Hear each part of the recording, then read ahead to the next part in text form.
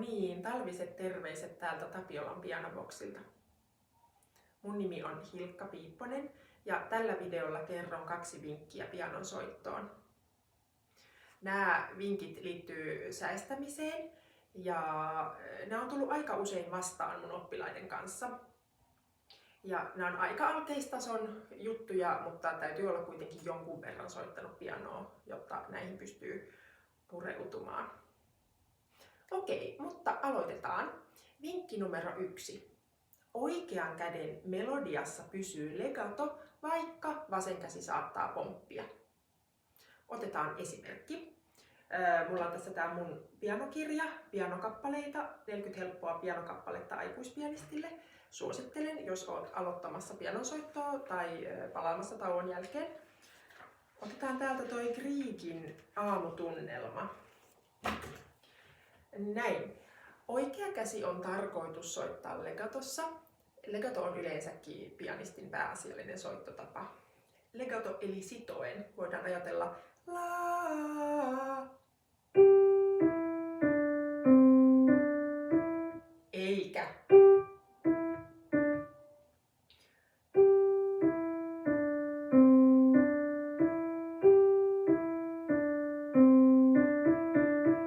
eli näin pianoa yleensä soitetaan legatossa eli sitoen. Kun me lisätään siihen vasen käsi, niin vasen joutuu varsinkin pitkiä sointuja soittaessaan pomppimaan hiukan sointujen välillä, eli vaihtamaan paikkaa. Näin. Niin käsillä on semmoinen taipumus jostakin syystä, että kun vasen pomppii, niin oikeakin haluaa pomppia, mutta meidän on estettävä se. Eli me ei haluta tällaista, että se legato katkeaa. Tämä on siis mitä me ei haluta.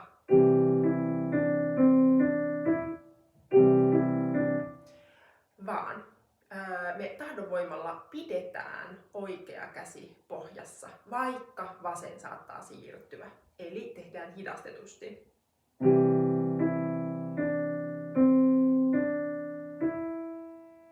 Irtoaa, pysyy. Sitten jatketaan. Sama juttu. Pysyy, irtoaa.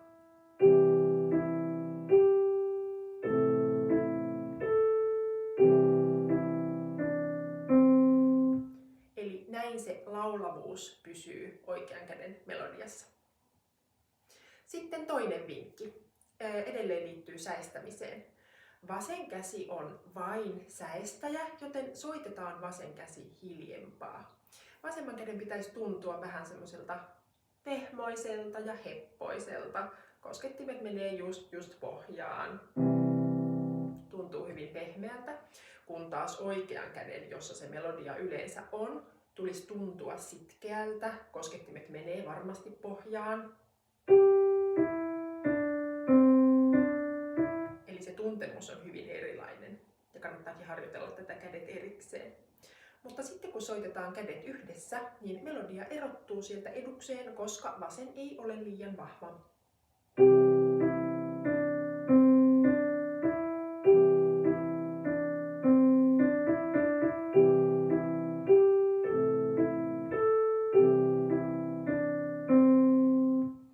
Eli jos kädet soittaisi tasavahvuisesti, niin lopputulos ei ole yhtä hyvää.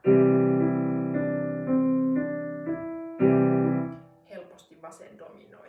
Eli hiljennetään se vasen. Ja tämä pätee, vaikka vasemmassa olisi komppi, eli soinnun joku rytmitys, silti vasen on aina hiljempaa.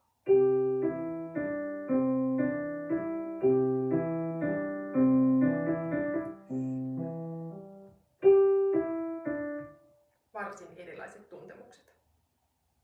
Mutta näin, tässä olivat vinkkini. Kokeile.